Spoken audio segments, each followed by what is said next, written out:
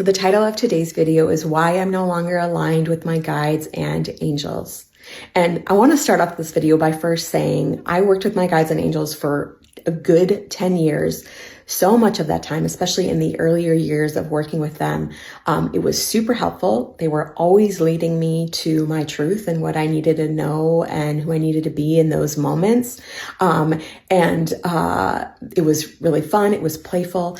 And for me, and you can check in to see if this is a pattern of yours, like I felt in some way like I was doing my life in the right way, like there was some right way to do my life, and my guides and angels had those answers.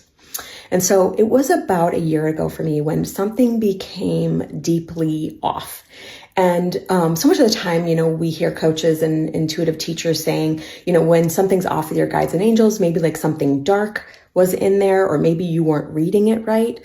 But I knew that neither one of these in that moment was the case.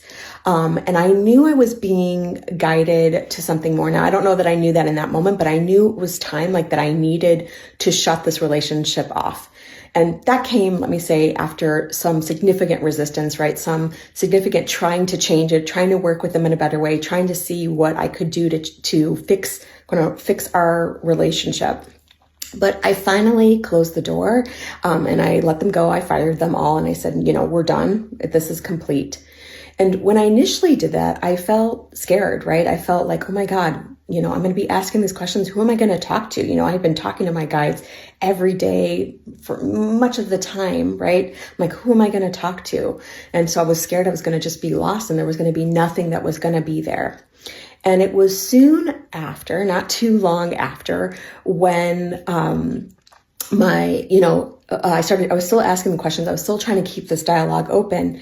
And maybe it was immediately after, but my spirit started answering. And while in that moment, I didn't per se realize that, it was my spirit. And I always say, I don't care what you call it, just call it.